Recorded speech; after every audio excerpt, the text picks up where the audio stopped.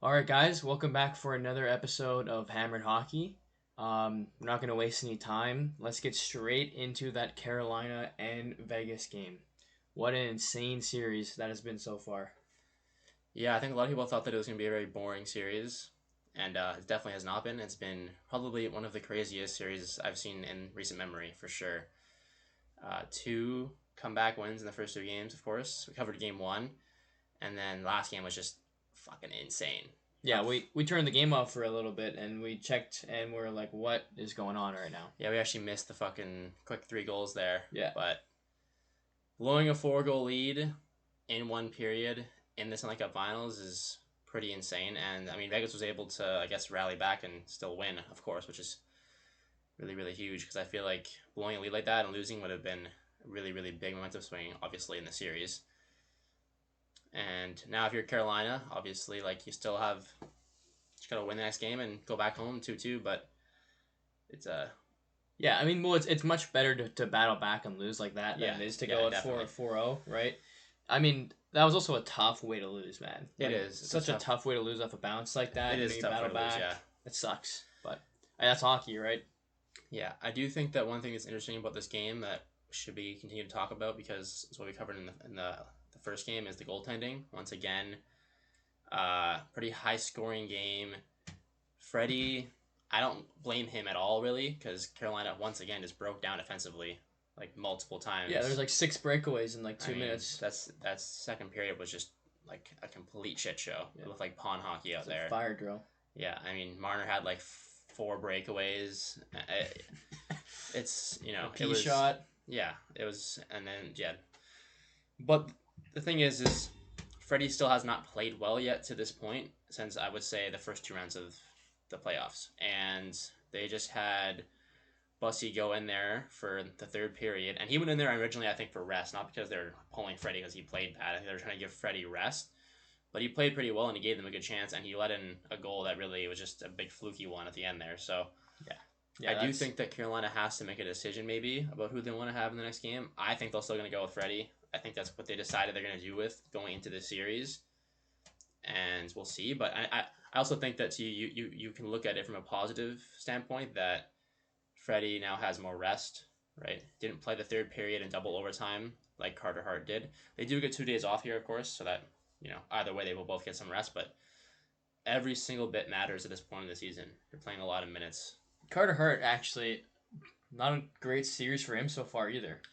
No, and that's what I was saying. Yeah. Like if he's not gonna play that well, then Carolina has a really good chance to win this series because my concern was the goaltending. I thought that Carter Hart may be able to really, really tilt the ice in this series if Freddie wasn't able to lock in, and I had my doubts about Freddie. I still do. But if Carter Hart keeps playing the way he's playing right now, then I think this could definitely go either way still. For sure. Yeah, definitely. Yeah. Yeah, and then the other player, of course, to cover is Marner. I mean, It's just ridiculous. Everything he's touching is going in the net. I mean, he throws a spin around in front of the net basically just to nobody, and a Carolina player taps it in for him. It's just one of those magical runs where like everything you do is you're just doing it right. Yep. Throw a puck on net, the rebound's going in. Like it's pretty crazy to watch. Yeah, especially when you consider all of Marner's previous playoff failures. It's pretty insane. Yeah, it'd be pretty insane even if it wasn't for that, and then to add on that, right? Yeah. That was contrast. A pretty wicked shot he had though on the off the wing there. Perfect shot. Yeah, he's definitely had a lot of things go his way, nice but he's taking advantage of his opportunities, right? And that's really all he can do. So. Got to give the guy props. I mean, if Vegas wins this series, like he's gonna win the Conn Smythe. Yeah. So not much doubt about that. No, definitely. I think after that game, I mean, barring like something crazy happening, I think Carter Hart had a good chance coming into the series. But like we were just saying, he hasn't really been amazing so far. He hasn't been the reason they've won games.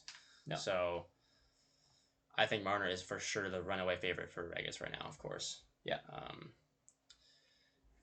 Looking into the rest of this series now, the question is, who do you think is going to win, and how do you think Game 4 is going to go? Do you think that Carolina has a bounce back here, or do you think Vegas is going to take a stranglehold? I do, like, it's tough to call. Like, it's going to be a close series, right? That's hockey. I do think Carolina's going to take next game. I said going into this that I don't know what the order's going to be, but I think they're going to split the games. It's not like they're really in a terrible spot down 2-1. You're going to go to get the next one, get the split, get home advantage back. And they showed a lot of resilience coming back in that game, right? Like if you're the coach, It's true. It's much better to end on that and be like, hey, like we battled, we outplayed them in overtime, bounced in, go our way. We have to start next game better, right? Yeah. They have to start next game better. Oh, definitely. I mean, Carolina, like any team, but especially Carolina, I feel plays really well when they're in control of the game and they're in the lead. Like that's where they're really comfortable playing. I don't think they're as good when they're down.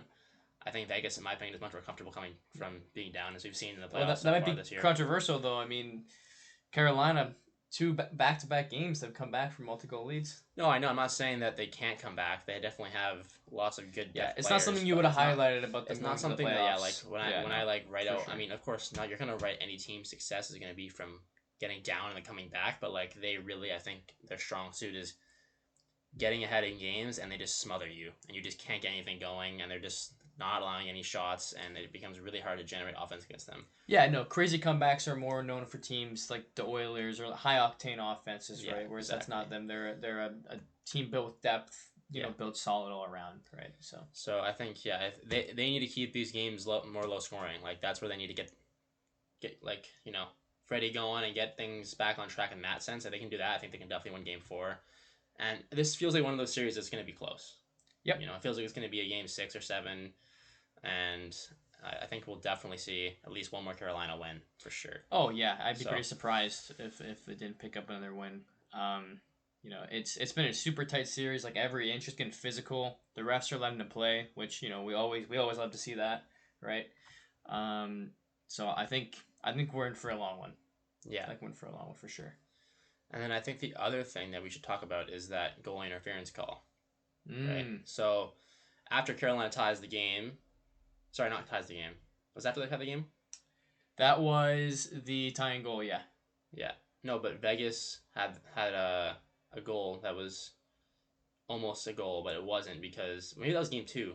Yeah, that was the game. That was the prior game. Sorry, that was Game 2. Yeah, Game 2 so had that. We didn't get to talk about that. Yeah, so we can touch on that briefly. I think it's interesting to talk about because a lot of people are on both sides of the fence. Like, was that goaltender interference? Was it not goaltender interference? I lean to the side of, especially considering what the ref called on the ice, that it was goaltender interference. Freddie had the puck inside of his kind of like, I don't know if it was really covered, but he had it like in control, and he definitely had his glove shoved when he was trying to spear that puck out. That's it for me. That's the thing for me is even if he didn't have it covered, right?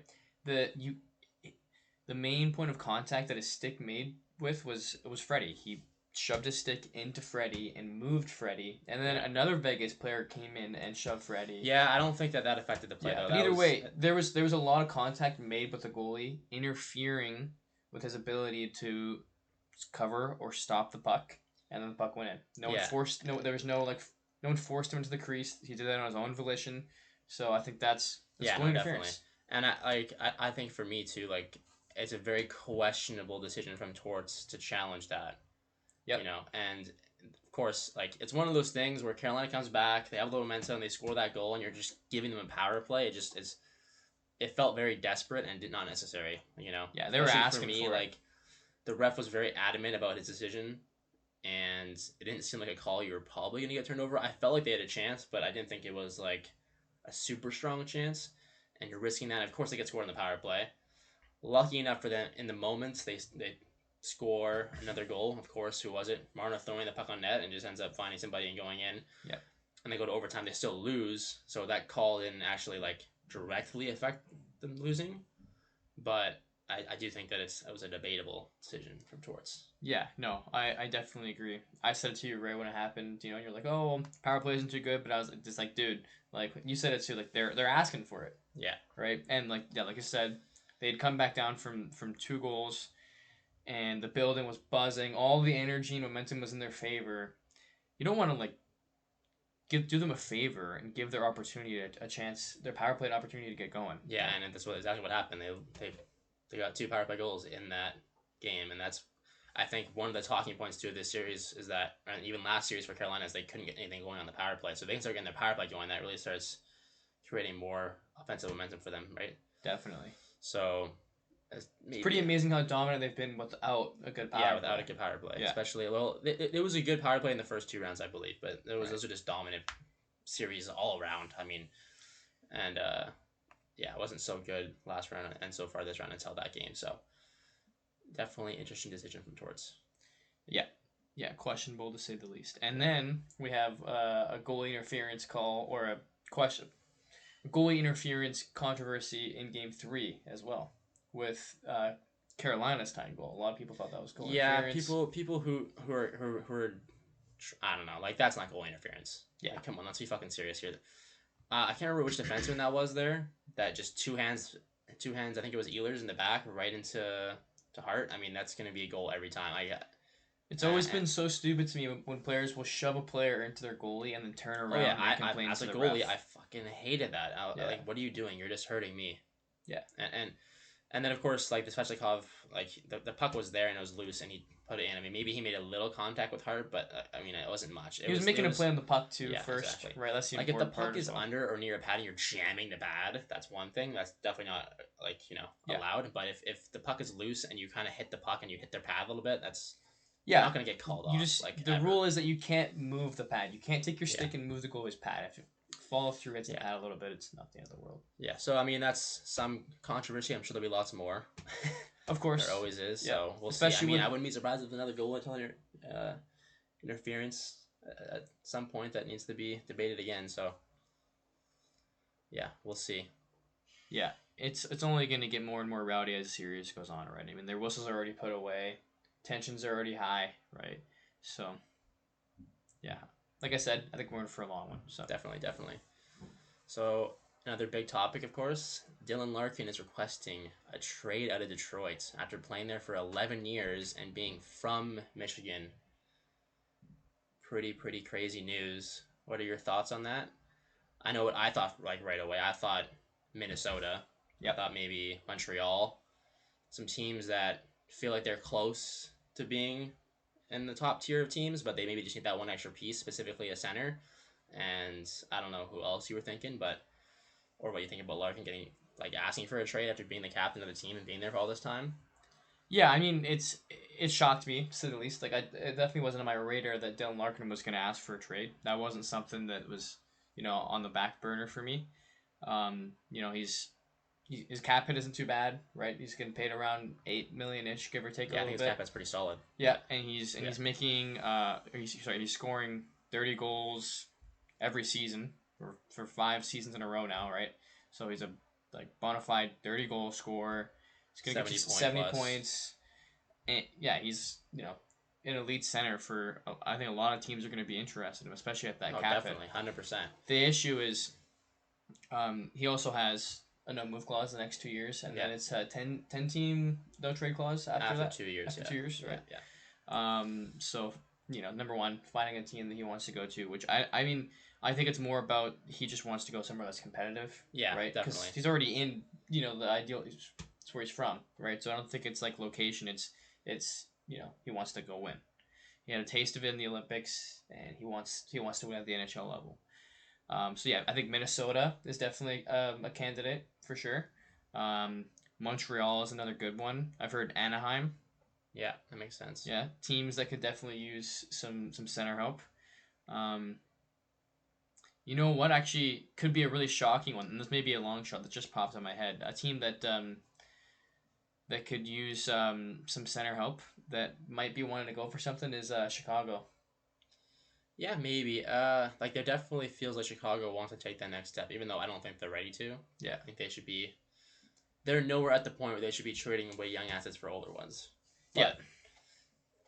I mean, it's not impossible. Like we just said, I think he wants to play for a team that's competitive. Yeah.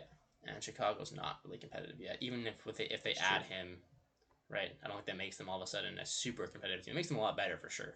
Yeah. But that's true. He is 29 as well, so he's not old, but he doesn't want to wait around, I guess, for a team to build. Well, and he hasn't made the playoffs since his rookie year, so he's fucking Yeah, fed up with it. I understand. So the interesting part about this though is this also ties back into Yzerman, right? And so they've had some disagreements and apparently had kind of a bad relationship ever since they had their whole contract dispute in 2023.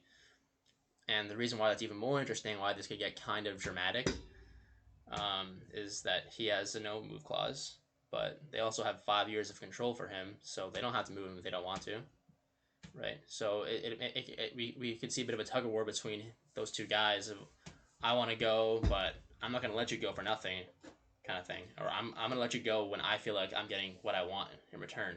yeah, So I see a lot of people saying, well, Detroit won't get the package like that they want because of the fact that Dylan controls where he goes to, but I don't think Yasherman's going to just bow to where he wants to go unless if he's getting what he thinks he deserves for him.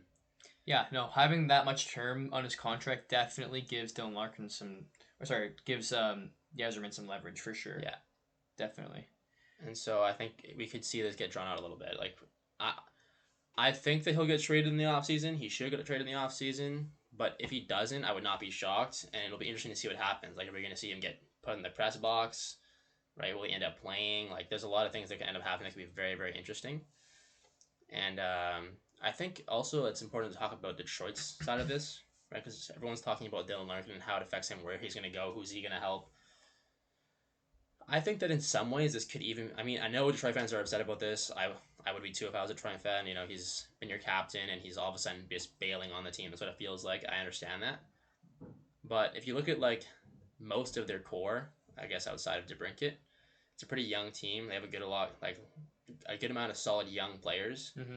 And if they can get off Larkin and get some young like talents that's equivalent in value, it can maybe make them a better team in the long term. I know Detroit fans don't want to hear that because this rebuild. So you're gonna rebuild. Sorry, you're gonna retool a rebuild that hasn't even made the playoffs yet, right? It just sounds kind of silly, but like that's kind of the situation they're in. They've been in this weird middle zone for forever now, and it doesn't feel like they're getting any better.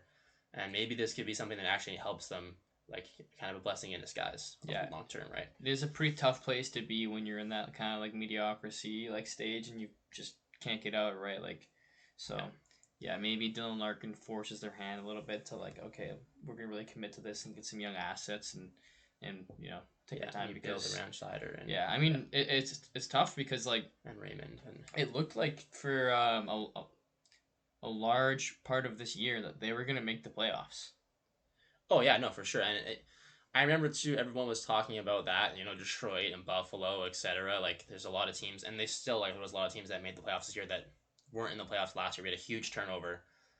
But in the back of my head, I had a feeling that one of those teams probably was going to have a collapse. And whether it was Buffalo or Detroit or, maybe even Montreal. I didn't feel it was Montreal, but I was kind of thinking Detroit or Buffalo, and Detroit had a pretty epic collapse. I think it's kind of almost a historical collapse. And so yeah, this is a pretty bitter end to that whole season too. It's like another gut punch when you're already down. But like I said, maybe this is a blessing in disguise for Detroit fans, and you guys just don't know it yet. So look at it that way, hopefully. Yeah, I think that's the only way you can look at it, to be honest. Unless if somehow they get an equal return of a player that's already good, but I just don't think that's going to happen because a team that's going to trading for him is most likely going to be trying to win right now. Yeah, we'll see. I mean, it's kind of been rumored that they want a player in return because they want to stay competitive. Yeah, but we'll see what happens. I mean, it's going to be interesting. Like I said, there's a lot of little nuances in this whole thing. So, and I think speaking of that trade, that trade request, we also have the almost trade that never happened because it was submitted 1 minute too late. Matthew Nye is going to Montreal for Zurakovsky. Yep. Another top prospect, we don't know who that prospect would have been, and then 2 first-round picks. So this got released a couple of days ago by David Pagnotta, and then it got confirmed by Elliot Freeman too. So what do you think about that trade? We're both Leaf fans here, so how would you have felt about that if that went through? Yeah, I mean, sort of like mixed feelings about it because I love Matthew Nyes. Like, Matthew Nyes is a dog, right? And like we've said it before, like you got to keep the dogs. Don't get rid of the dogs. We got rid of Kadri. Everyone's like, you got rid of the dog. You wouldn't win a cup, right? Yeah. Not the same type of player, but the point remains. So I love Matthew Nyes. He's young. He's on a great contract. He's very talented. He's got the right attitude, and there are he's sort of a rare breed nowadays of players Oh, who he definitely is, are 100%. that physical and big and that much of like a physical force, but also like that skilled, right? With like that type of offensive ceiling. So I would be a little bit torn about it. The return, however, is pretty good, right? I mean, that's a good prospect you're getting in return. We don't know who the other one was, like you said. Yeah, And then we do know that it wasn't Michael Hage. Yes, we know That it was wasn't Hage. confirmed. Yeah, Yeah. but still, that is still a pretty healthy return. Um, I did also hear that I can't remember what's the name of Montreal's GM, but he told Brad, he said, if you're not fired by the end of the season, You're not fired. He knew he was then, getting fired. Yeah, if you're not fired by the end of the season, Yeah. then you have to keep your word and make this trade in the off season. Well, thank God he got fired, because now we're free. We can decide to make this trade, yes or no, afterwards with a new GM. But yeah. So Zervkovsky also this year he was the rookie of the year, I believe, in the KHL. So he's definitely a very high level prospect. He's a guy that probably could be playing for the Leafs, or well, now Montreal, this year and next year, and be a very good player in the future. And then 2 first-round picks. Obviously, you don't know what those are going to be, but those have value in themselves. And another top prospect. I mean, it does feel like a lot of people are saying it's an overpay for Matthew Nyes. I understand why people feel that way, but I think what you pointed to earlier is why people maybe kind of so surprised by how much they're willing to pay, because a guy like Matthew Nyes is very hard to get.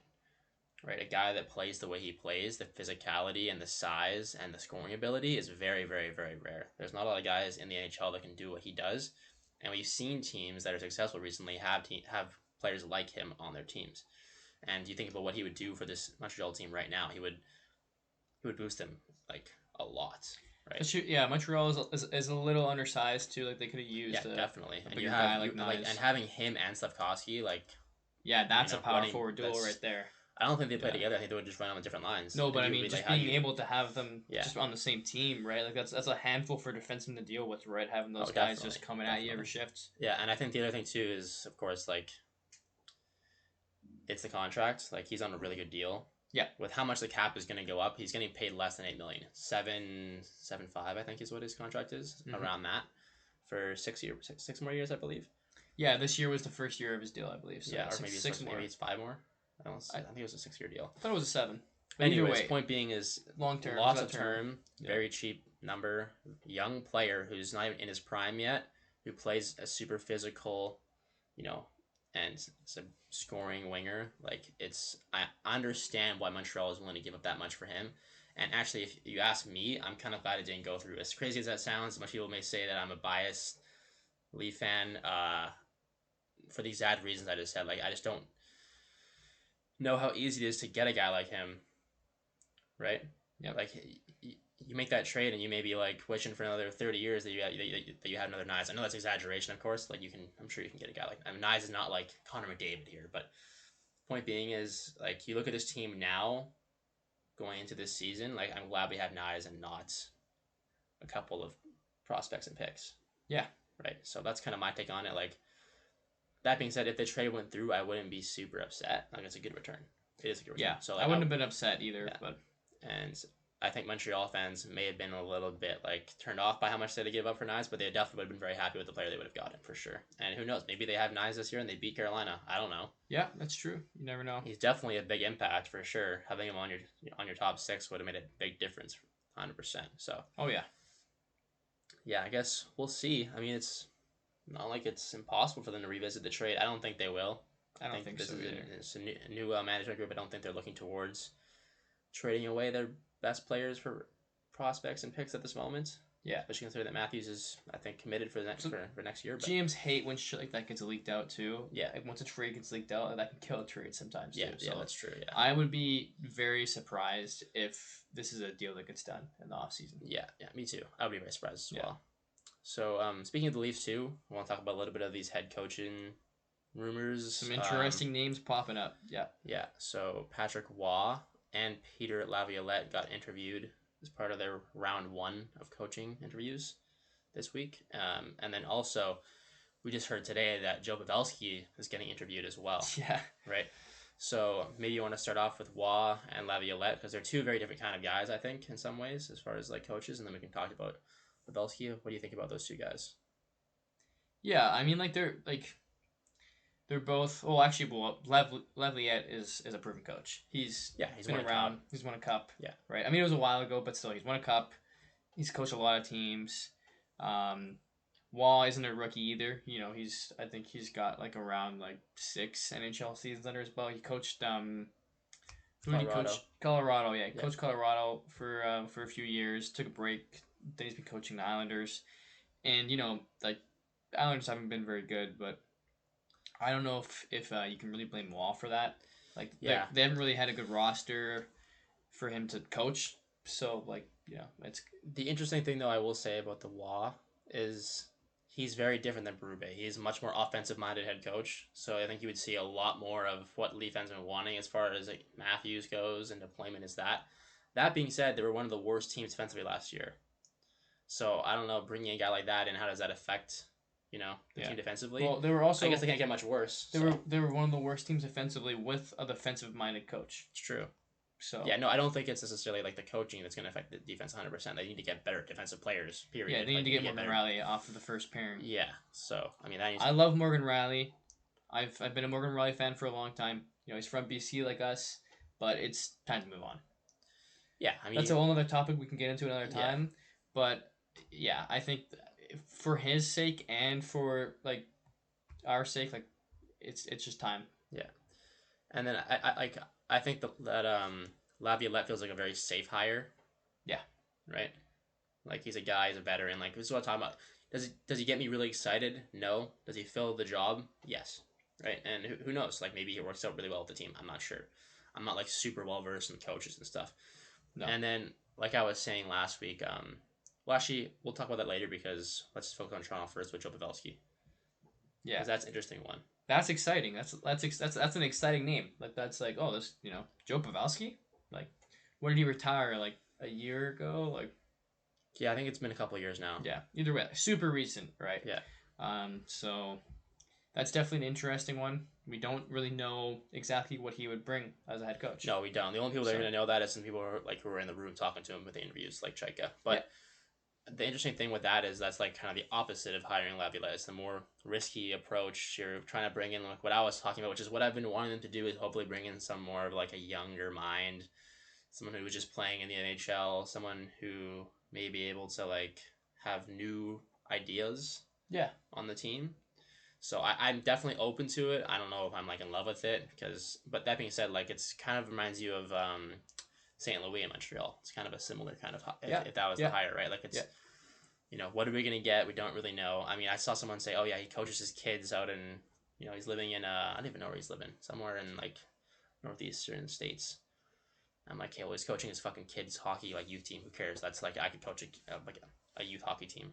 Yeah, I don't see why that's relevant. But yeah, it's definitely a very interesting potential hire. I would be very intrigued if the Leafs did hire him. I'd be excited, but I'd also be kind of worried they fucking did something really stupid. So I guess we'll see how this continues to develop. From what I've heard is that, which is a good thing, is that Chaika and the rest of the group there, they want to be very thorough with this process. They don't want to hire somebody like just on a whim or just the first guy that they think is good. They want to get everybody through and hear everybody's opinion, everybody's plan. Yeah. And then go through another round of coaching. And then, so I think they're going to be, I think we probably won't see a hire in the next couple of weeks. Maybe we do, because the draft is coming close and maybe they want to get a coach in before that. I wouldn't be shocked if they do hire one, but I also wouldn't be shocked if they continue to draw this process out. Yeah. Find the guy they really, really want and like, which is a good thing. Like, I would rather them do that. Yeah. I mean, it's nice to have a coach by then, but like, if it takes, longer, it's worth it, man. It's worth the wait, right? And this is what they said. This is what they said they were gonna do. They said they were gonna, really, really look at everyone who's out there and see who do they like the most. So I like that they're actually doing what they said they were gonna do. Yep, it's good to see that as well. All right. So some other teams as well. I was gonna mention Jay Woodcroft. So he actually apparently is in a 1v1 race with Smith for the Kings coaching job. So Smith was the interim there for this year. So it's between those two guys apparently for the Kings. I like Jay Woodcroft as a hire. Like I was saying last episode, I think that I would love him to be with the Leafs. But it's seeming like maybe the Kings might go with him. So that's interesting development there. I think that They need something like that, someone that has maybe a little bit more. Like the Kings feel very stale right now, Yeah, right? So I yeah. We think getting talked about like that mediocrity with Detroit, and it's a similar level with the Kings. yeah, at least the Kings made the playoffs, but yeah, Yeah, it's they're similar, like yeah. first round Well, they exits. Detroit would have made the playoffs, and they were in the Kings division. That's true. That's true. A lot of teams would. Yeah. Either way, yeah, a lot of teams They in the basically the East entire would. Atlantic would. Yeah. So But the point is, even if that wasn't the case, they're still getting bounced in the first round every year, and like they're a wild card team, right? They're kind of that fringe like bubble, right? Where it's like, yeah, I mean, just like any team, I don't think the coach is gonna all of a sudden change everything for them. But I think bringing in like Jay Woodcroft may have some more like offensive ideas and mindsets because they feel like a very defensive, like structured team, and that's good. But you need to also be able to like put the puck on the net, right? yeah, yeah, So that's always the issue. Yeah, and they just got Panarin too. He's like we were saying last week. He's experienced coaching like stars like that, right? Guys who are really high skilled. So I think he could be a good fit for them. And then the other big news is Nashville hiring McFarland, who's the ex GM now of the Colorado Avalanche, for their president role. I think that's a pretty good hire for them. I mean, McFarland's done a really, really good job in Colorado. I mean, I don't think it's his fault they felt nice this year. He built an insane team. yeah, no, He's been it building insane definitely teams, wasn't and a fault to roster construction. I mean, so other than maybe you could say, hey, like better goaltending, depending on who you ask, right? yeah, like Yeah, for Nashville, this feels like a good step in the right direction because they've been kind of. It felt like they took some good steps a few years ago and they built this team and it just didn't work out. And every single year, they've kind of just been yeah, it's progressing been the like wrong way. one And step forward, two steps back for Nashville. so getting a guy like this who has a really good track record and experience could definitely help them make some moves they probably need to make because they have a lot of veteran players that have value but just aren't going to help them win right now. They're just not there. They're better off probably trying to start a rebuild at this point. So I Yeah, think getting a guy like him in there for that is really, really smart. It's a really, really good hire. And also credit to Colorado for letting them actually speak to him because we know like Vegas, who still won't let Cassidy speak to anybody for a coaching job. Right. So give them credit for that. And yeah, I think moving on, like talking about some of these awards, right? yep, McDavid, Ted Lindsay, that's not really a big surprise. He now ties Wayne Gretzky. He has 5, and Wayne Gretzky has 5. So I think there's a good chance they could get one more of those before his career's up here and break the yeah, record for 6. yeah. I definitely don't think that's a hot take. Yeah. It is interesting because since he won that, and we don't have the Hart winner yet, that's the one trophy that hasn't been announced, between McKinnon, him, and Kucherov, Yeah. right? The players are saying that's McDavid, but what do the stats say? What does everyone else think? I've always kind of been leaning McKinnon on the whole thing. Obviously, it's one of those things every year where it's like it feels like anyone could there's so many good fucking players and they all have such good seasons and they're all such important players on their teams, right? It does feel like McDavid probably is the most important player on his team out of those 3 guys, right? I know that obviously they still have Draisaitl, but you look at like Edmonton without McDavid, they're just not a playoff team. Yeah, I know. Right. Colorado still has like lots of stars. Yeah. And with the same those. thing goes with Kucherov. So it'll be interesting to see what happens there. I do still think it probably will be McKinnon, but if McDavid could win another Hart as well, and just continue to stack up the hardware. I mean, you're just missing those Stanley Cups and those Olympic golds, but we'll see. I'm sure he'll figure that out eventually. Additionally, Vazzy, another Vesna. I think looking at his season this year, very, very elite season, back to the Vazzy that we all know right before when he had those cup runs. I think obviously looking at the playoffs for him didn't really go the way that he would want it to go in comparison to those cup runs. But I think we're gonna see Vazzy being back to one of the top goalies in the league and having more and more dominant seasons and maybe winning a few more Vesnas and continuing to add to that Hall of Fame resume that he's building right now. Yeah, it would seem so for sure. Yeah, so I mean, I don't really know right now who's competing with him super, super heavily for Vesnas. I mean, I guess Hellebuck can get back on track. It's one guy. You never really know with goalies. There can always be hot seasons, and there's other good goalies. Like, there's not like there's no one else in the league that's anywhere near Pazzi, but it feels like he could definitely still win a few more. Yeah, Right? there are guys who were recently in the conversation who just like were not this year, like Hallebuck or like Shesterkin, right? Yeah, Shesterkin too. Yeah, but like guys like Shesterkin, they need a better team in front of them too. It's gonna be hard for him to win without having a better team. Yeah, exactly. So we'll see. But yeah, I mean, another, like I said, Vezina for Vasilevsky, and I think it's probably not the last one. Yeah, probably not. And Renski just won the Norris. So for me, I think very deserving between probably him and Makar for this year's Norris. But he's a guy that has kind of gone under the radar, especially for casual fans in the NHL, and maybe he got more of that appreciation this year for playing for Team USA at the Olympics. But I'm glad that he won it. Like, he carries the fuck out of Columbus. He puts him in the backpack every single night, and I think you can make the argument he's a top 3 defenseman in the league right now. Like, there's a few different guys you can kind of throw in that conversation. Obviously, Makar, Hughes, he could be the third guy. Like, but he's in that conversation for sure, and he definitely deserves to win the Vezina, and I'm glad that he did. And Makar will win another one at some point, I'm sure. So, yeah, no, he was definitely well deserving for some recognition. So I'm glad he got the Norris as well. Yeah. You know, again, like I think he's a guy who kind of flies under the radar because he plays for Columbus. Yeah, small market team. Right, small market team. They haven't been good. No, right? not been good. They've not really been relevant. So it's been kind of tough for him. But yeah, like you said, it's like this year playing for Team USA, I think kind of helped put him on the hockey map a little bit more. So yeah, I mean, his goal scoring ability as a defenseman is just kind of insane, right? Yeah. I'm not sure how many goals he scored this year, but I know it was ridiculous. Yeah, it was definitely at least 20. Yeah, I think it may have been like 30. Yeah, we can even double check that, to be honest. I'm actually a little bit curious now. Yeah, I think he scored 30 goals, give or take a couple maybe. Like, he definitely had an insane year, and 22 maybe. 22 goals. 30. Actually, he had more last year, 23, but he only played 75 games this year, so he didn't.